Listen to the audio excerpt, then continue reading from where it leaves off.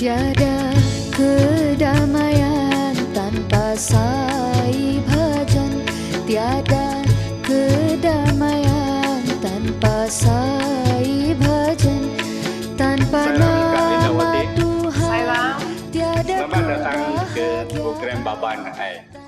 Bersharing dengan pengalaman Kak Lindawati dengan Sai Baba.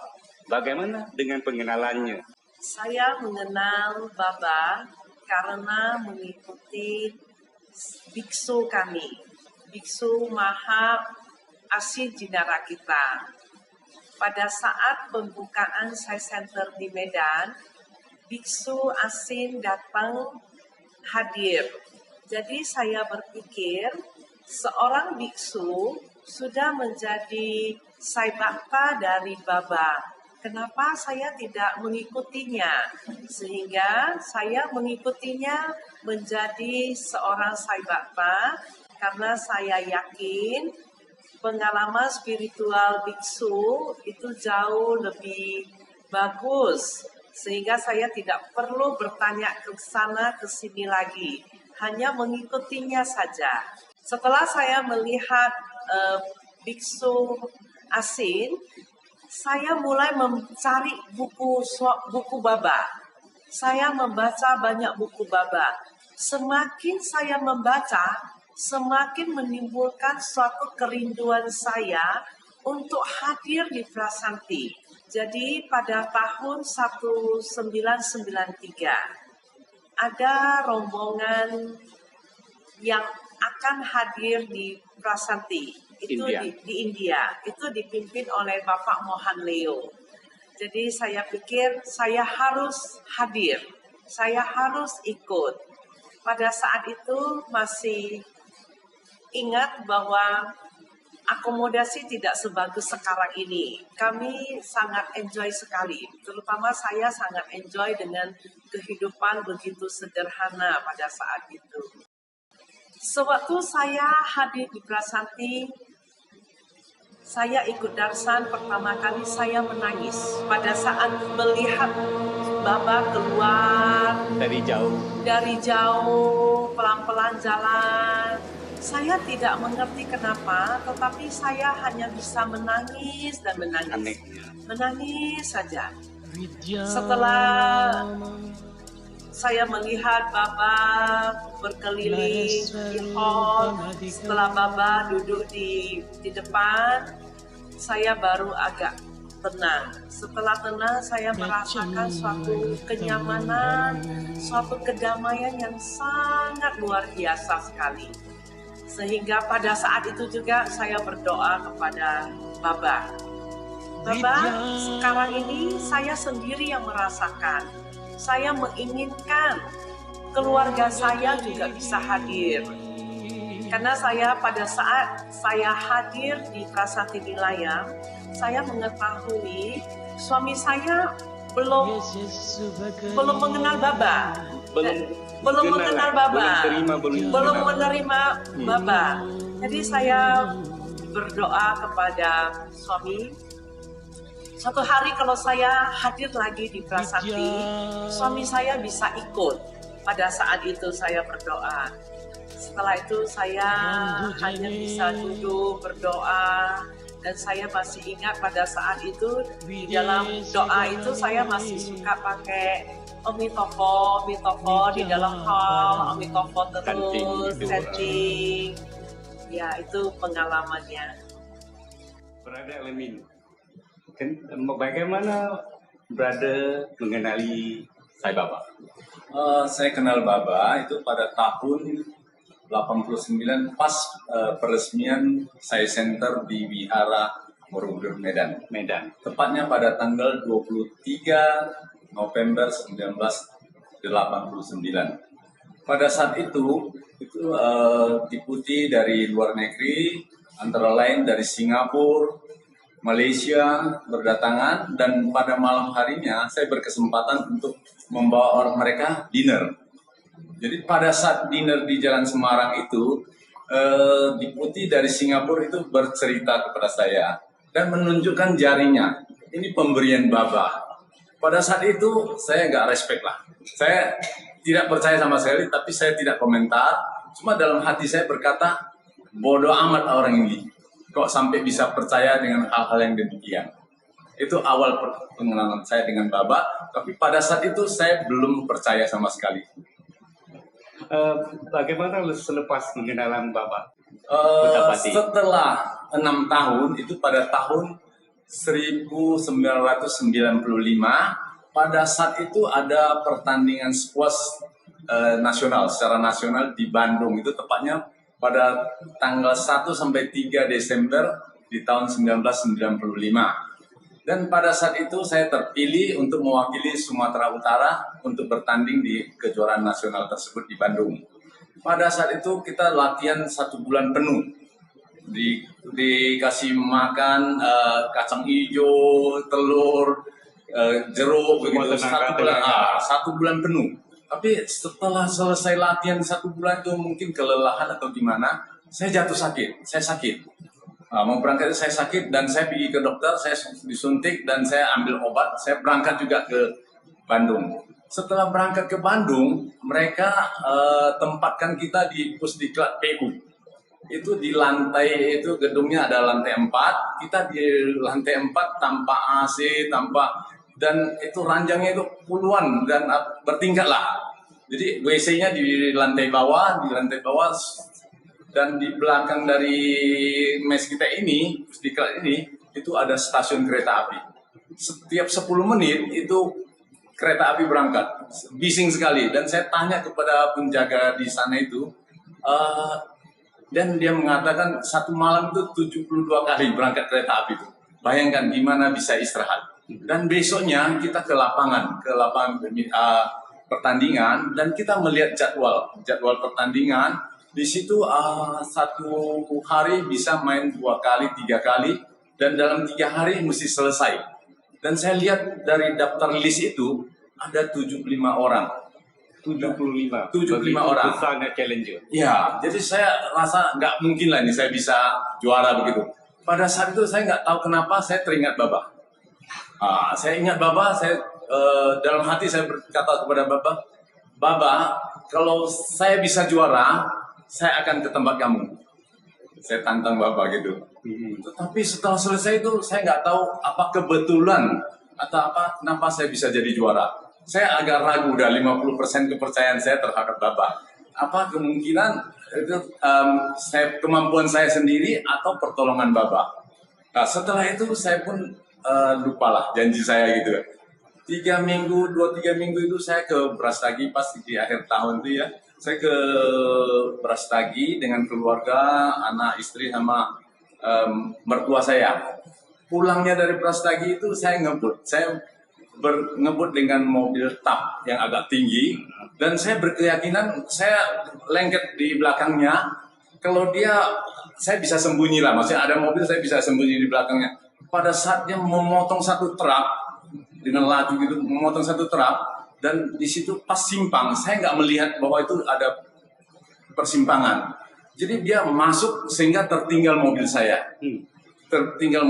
Entah kenapa pada saat itu saya bisa panggil Sairam dan memanggil nama Baba. Dan saya langsung banting setir, nggak memikirkan, saya banting setir dan saya paksakan masuk sebelah memotong truk ini.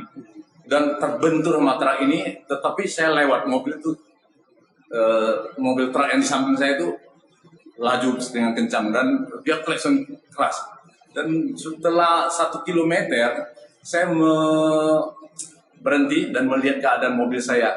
Dari tangki minyaknya itu sampai ke belakang palang itu hancur. Dan setelah itu saya kembali ke Medan, sampai ke Medan sekitar jam 5-an. Pada saat itu saya mendengar ada biku Bante kita dari Wihara Borobudur paginya berlanggar di Aceh dan jenazahnya disemayamkan di Wihara Borobudur. Kita pergi lihat. Dan malamnya itu beberapa malam itu saya terbayang dengan truk itu. Terjaga gitu, terkejut dengan truk yang mau melanggar saya itu. Masih trauma sekali. Pada saat itu saya sudah berkeputusan bahwa ini Bapak ingatkan kembali saya. Janji saya mau pergi ke Tapati. Akhirnya saya dengan istri dan segera berangkat. Dan setelah di Prasanti Nilayam itu, saya bersujud di depan Bapak. Saya mohon maaf lah kelancangan saya selama ini dan ketidakpercayaan, ketidaktahuan saya itu atau ego saya lah. Dan saya tak lupa mengucapkan terima kasih atas bantuannya. Apa perasaan di Puttapati? Perasaan di Puttapati itu ada satu kedamaian ya. Kedamaian, bahagia, dan keinginan untuk kembali lagi. Jadi betul-betul satu tempat yang paling damai. Sesuai dengan namanya Prasanti Nilayam. Itu ada satu tempat yang paling damai. Miracle yang saya jumpai setelah Baba bersemadi banyak sekali. Tapi saya coba ceritakan dua aja. Satu yang pertama pada saat satu anak saya yang paling besar, Leonard Suryajaya, akan berangkat ke Amerika. Jadi kita berangkat ke Jakarta untuk mohon visa di kedutaan Amerika. Pada saat itu istri saya, Lindawati Rusli, dia memasukkan satu nama saja untuk permohonan visa. Kita berangkat juga ke sana dan kita tidak tahu bahwa kalau yang didaftarkan satu orang, itu pasti satu yang dipanggil. Memang mustahil. Mustahil. Jadi pada saat itu kita sudah tahu kesalahan kita berdoa pada Bapak, please bantu kita lah gitu ya. Pada saat itu 4-4 lolos. Kita nggak ngerti kenapa ini. Dan anehnya lagi foto kita nggak cocok. Disuruh lagi kita foto keluar, masuk lagi. Luar biasa. Itu luar biasa sekali bagi saya. Itu nggak mungkin lah, mustahil sekali. Itu yang pertama. Yang kedua, pada saat anak saya mau ngantar anak perempuan saya itu untuk ke Melbourne, dia akan pulang. Pada saat itu saya jam-jam 12 saya berangkat dengan anak saya singgah dulu di Jalan Gatot Subroto untuk melihat ibu saya. Baru habis itu langsung terus ke airport jam 4 pesawatnya.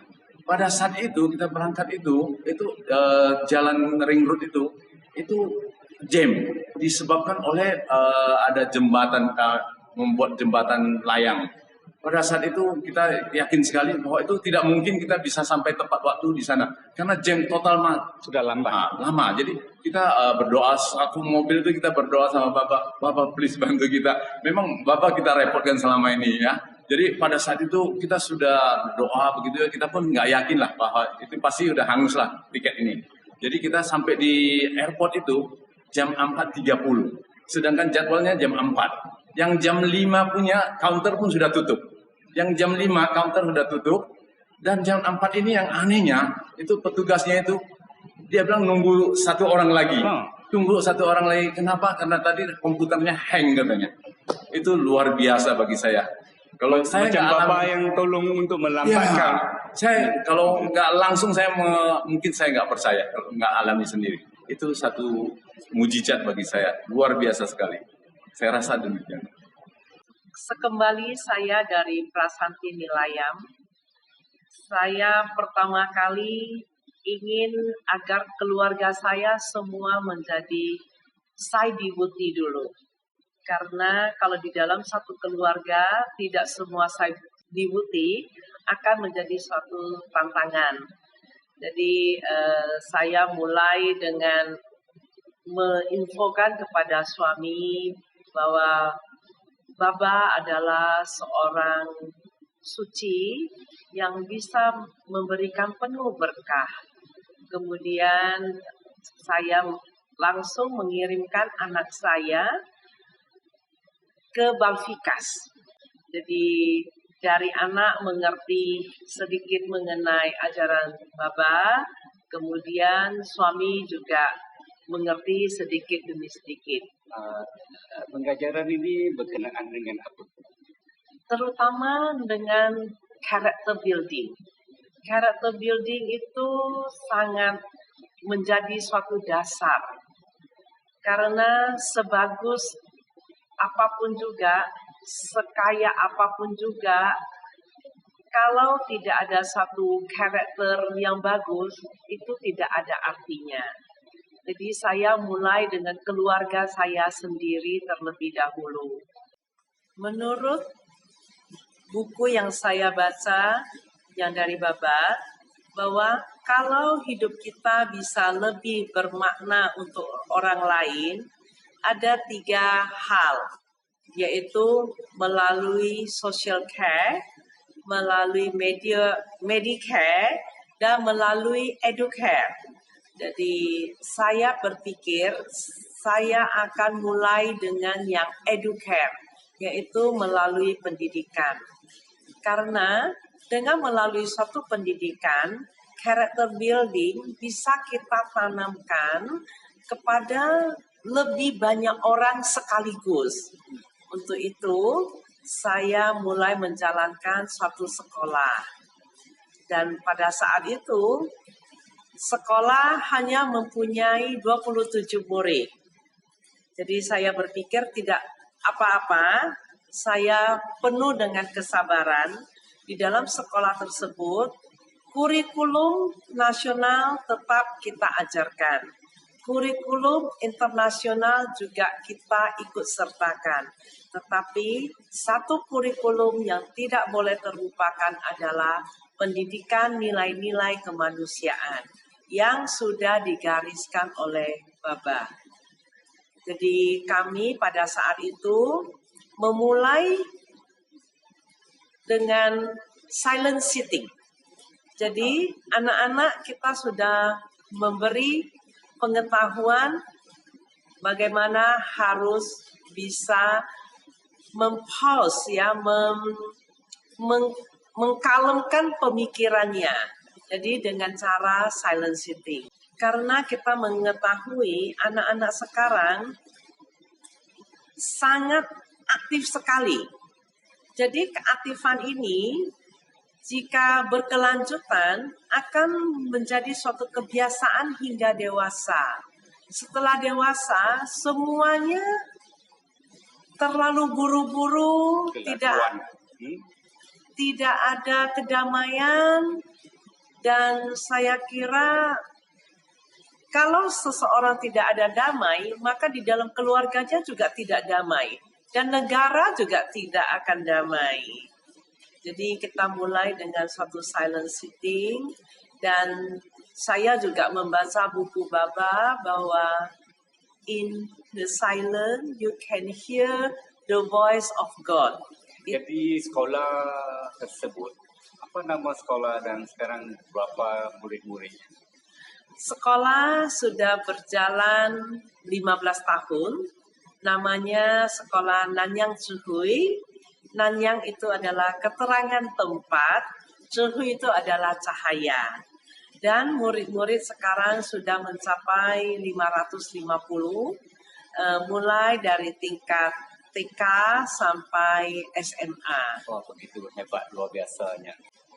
Sekolah Nanyang karena memberlakukan 3 bahasa, bahasa Indonesia, bahasa Mandarin, dan bahasa Inggris.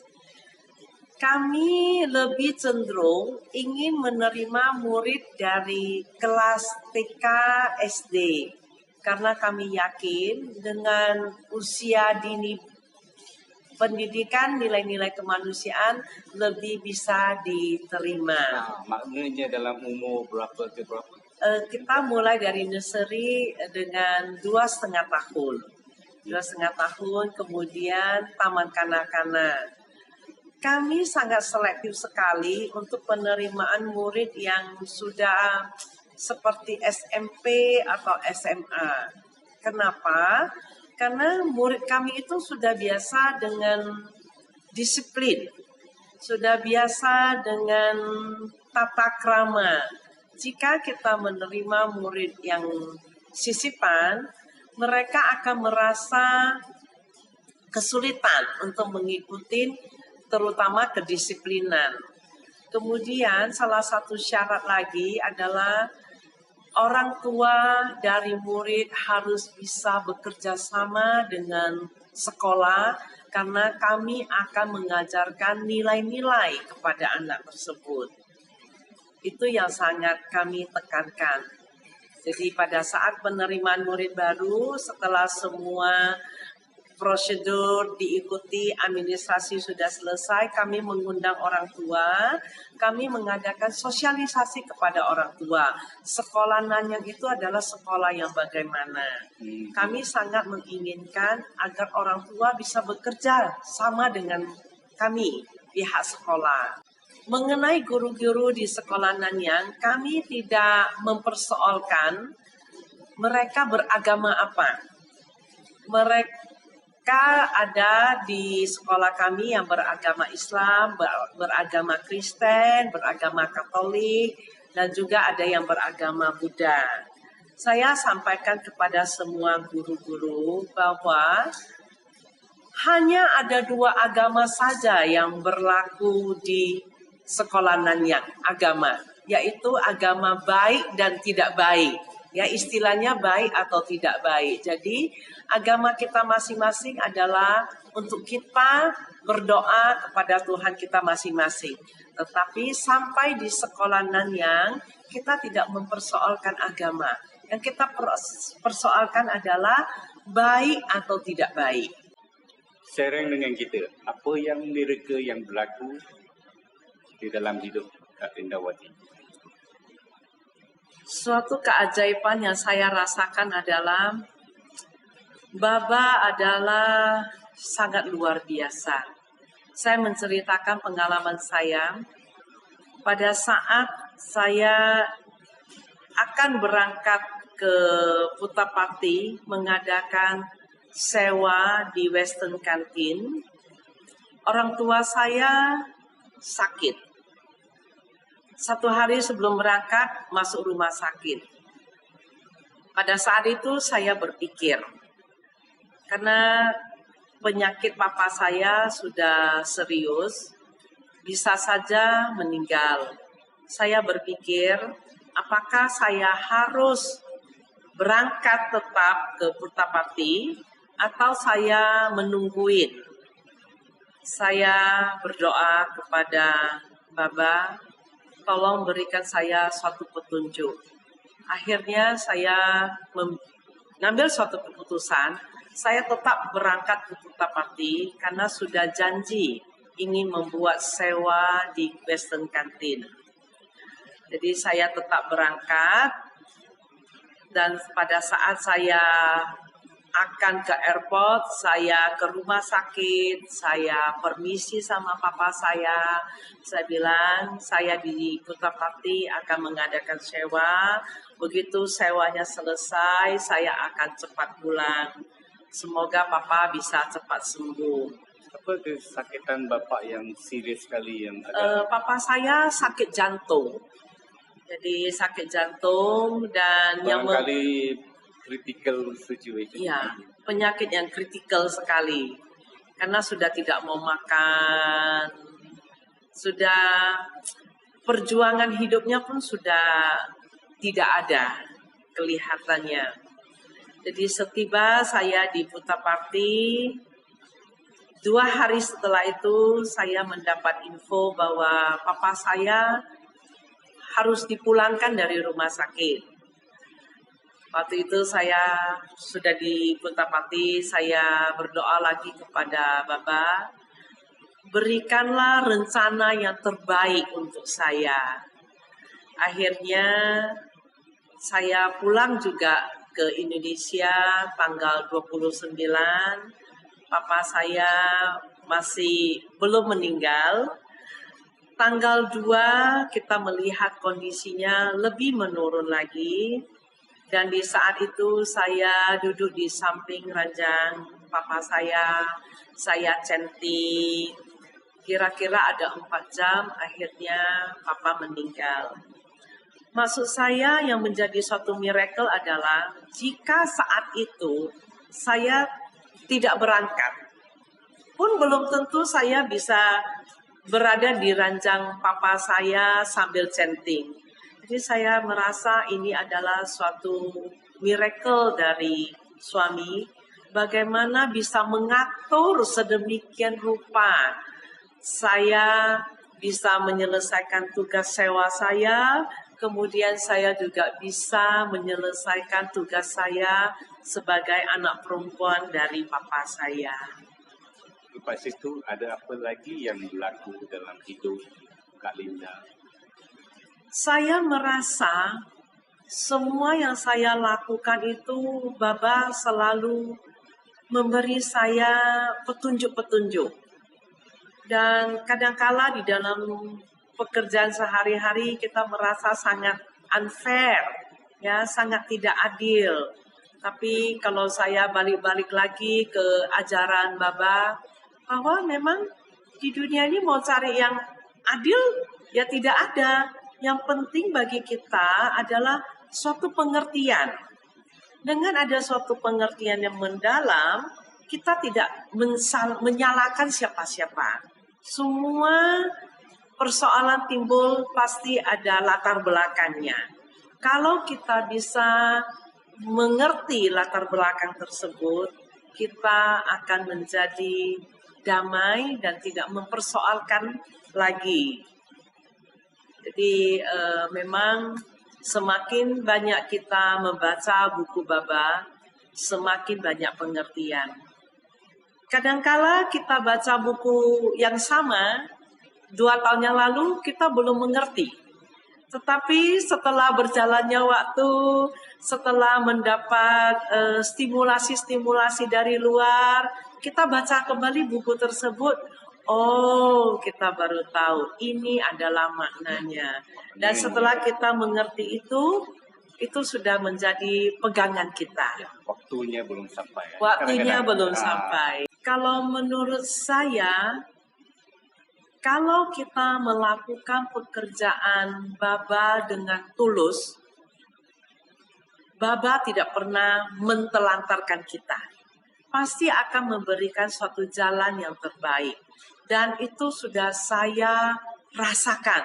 Setiap kali sudah tidak bisa bergerak lagi, Baba, saya juga sudah tidak tahu bagaimana harus melanjutkannya, tetapi di saat itu pasti ada bisa terselesaikan dengan baik. Sudah sangat banyak sekali pengalaman tersebut. Dengan perayaan dan celebration di Utapati, bagaimana dia berlaku dan apakah event yang Kak Lindawati dengan kumpulan datang ke pesantin lain? Apa event yang ada membawa ke sini? Untuk perayaan Imlek, karena kedua orang tua saya sudah meninggal dunia, jadi saya selalu berketetapan hati menurut tradisi Tionghoa bahwa setiap kali Imlek pulanglah kembali ke orang tua. Jadi karena Baba adalah orang tua, saya selalu mau kembali ke sini untuk menyatakan suatu terima kasih. Begitu berkah yang kita terima sepanjang tahun. Di samping itu saya juga suka ingin membawa murid-murid.